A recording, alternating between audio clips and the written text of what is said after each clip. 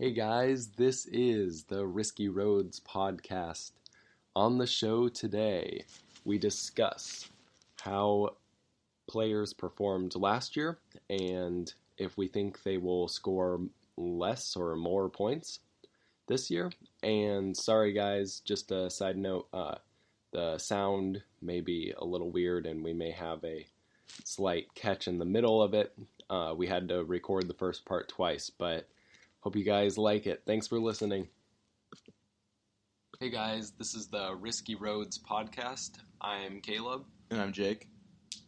And this is where we break down Husker hoops for all you guys. So let's do a little bit on why we called it the Risky Roadz podcast, Jake. So we all know Jordy Chimanga, and he has a funny saying, Risky Roadz, that he puts on a lot of his social media accounts on his posts. We just thought it was catchy and would be a good name.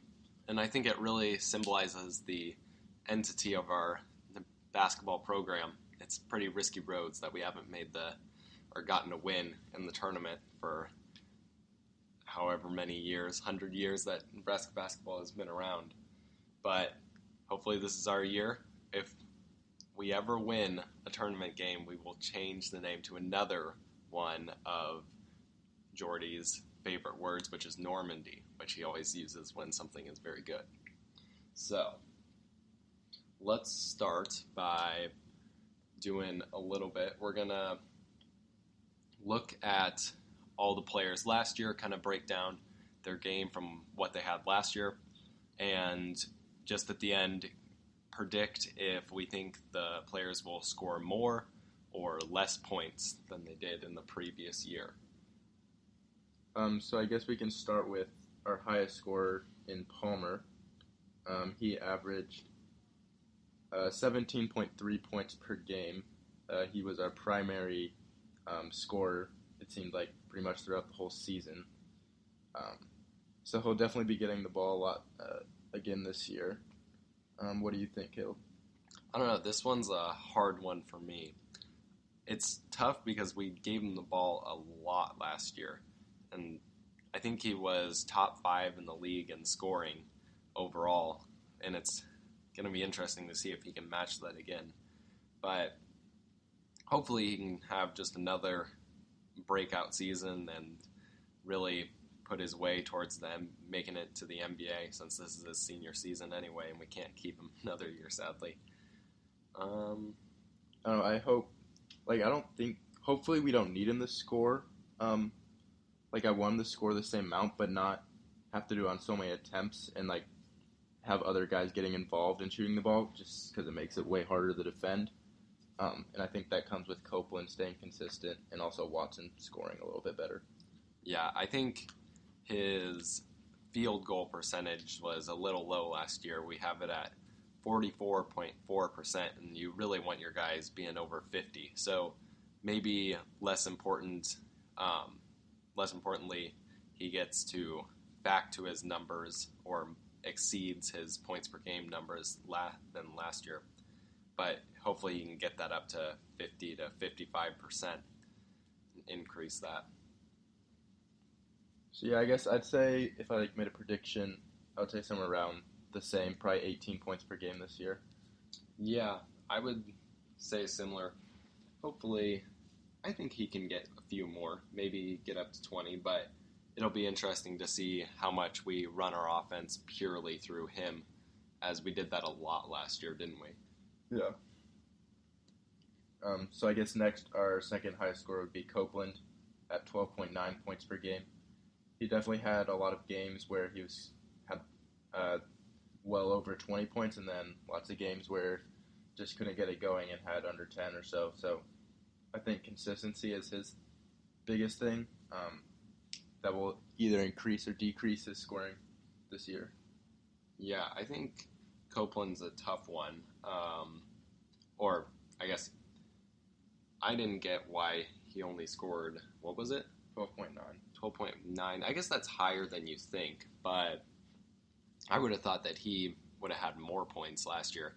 I think if I remember correctly, he really struggled in the first few games, and I was pretty worried that he might not be the player that we really needed him to be, but as we kind of got into the season, he really started playing better.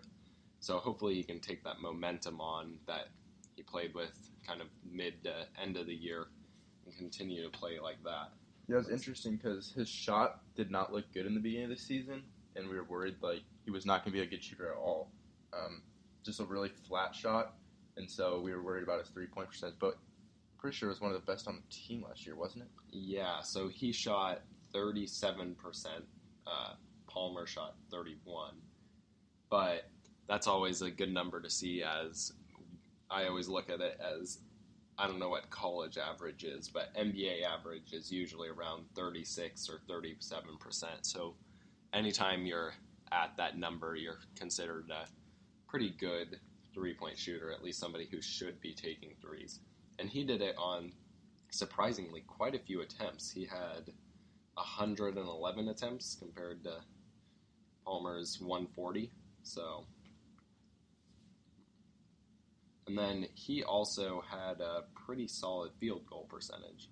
Not quite as good as you'd want. It's at 47%, but it looks like all these guys are a little lower than I thought they would be.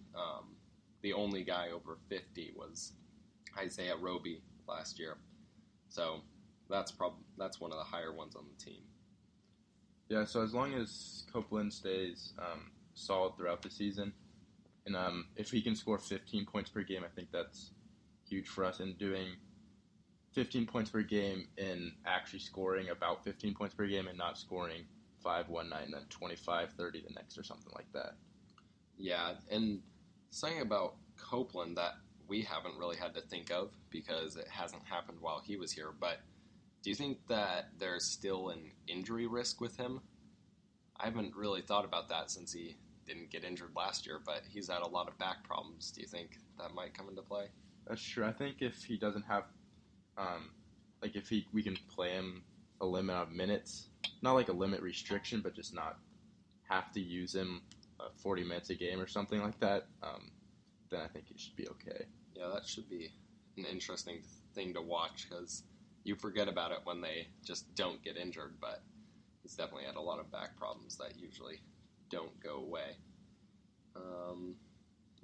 Yeah, let's move on. So next on the list would be Glenn Watson.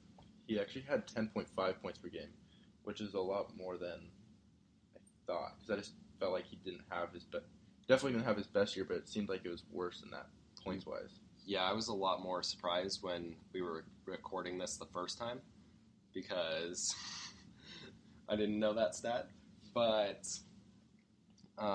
yeah, I was pretty surprised that he had 10 points per game. We really thought he had a down year compared to his freshman and sophomore season, because I think he was up at 16 or 17 points per game, and I'm kind of interested to see, like, when he scored all those points. It felt like by the end of the season, he wasn't really shooting the ball or doing much with it at all.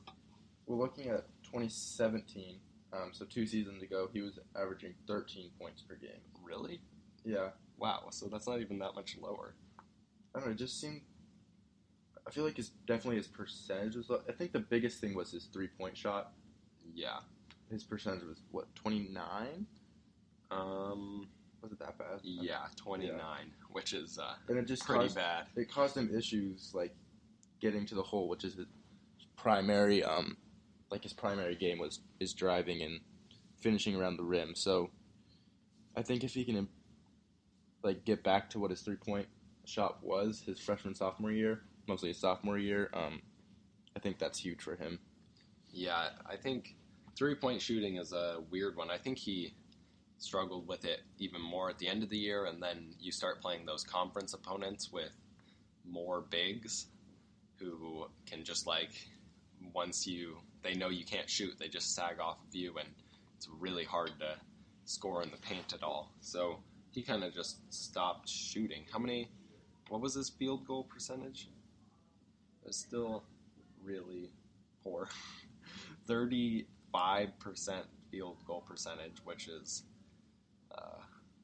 very rough.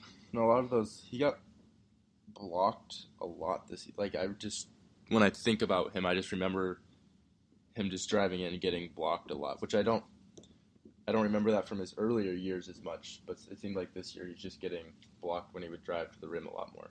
Yeah, it's always very hard to just go in there when you have no three-point shot because they just totally sag off you. But when it also could be because I feel like at times we didn't have like enough players to stretch the floor, like in general, so even more people were in help, not just his guy sagging off and the big guy. I don't know. When Evan Taylor maybe was in the game. Yeah, if Evan Taylor instead he somehow Anton Gill. shot 45% They didn't three respect on his wide three-point open shot. threes. That's why. But yeah, he was actually the third leading scorer on the team. Interestingly enough, but I mean, I think it's just because last year he was like one of our primary scorers. So yeah, especially at the beginning of the year.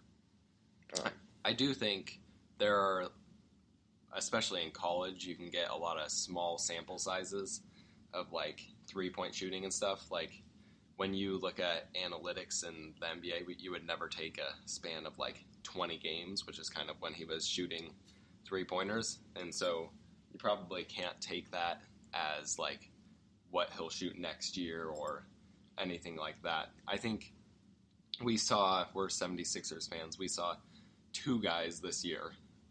Markelle Fultz, who was the number 1 draft pick, and he just kind of got too scared. Most people think it was a shoulder injury, but he really just got nervous and got in his head, and that prevented him from even playing for 6 months, and he never shot a 3 when he got back into games. And then another guy named Robert Covington, who was an elite 3-and-D player, and he went from 43% at the beginning of the year to like 30 at the end for like 40 games. So it's not insane for especially a college guy to just struggle with 3-point shooting for like 20 games of his career. So hopefully he can bounce back from that. Yeah, so I guess if we make predictions, I'd say he scores around 13, 14 a game this year.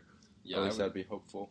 I would hope for that. But obviously the more important thing is just to get that field goal percentage up and get that 3-point percentage up, because that will just help the team a lot. Even if he scores still like 10.5 or whatever, just at a higher percentage, that's what my prediction. Hopefully, like that's more important, I think, than scoring more points, especially if we have Palmer and Copeland still scoring the majority of our points. Yeah, just to add on that, he had 3.2 assists per game, which for like a primary point guard who's playing as many minutes as him, hopefully you'd like to see a few more from him there.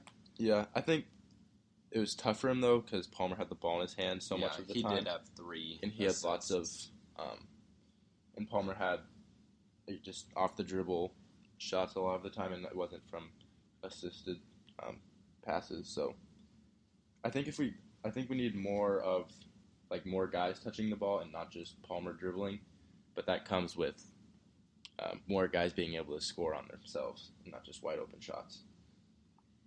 Yeah, so should we move on? Yeah, so Isaiah Roby was the 4th highest scorer last season, 8.6 points per game. I still think he has the potential to hopefully finally have his breakout season, using as his athleticism that he just needs to break through and actually score and just attack so much more.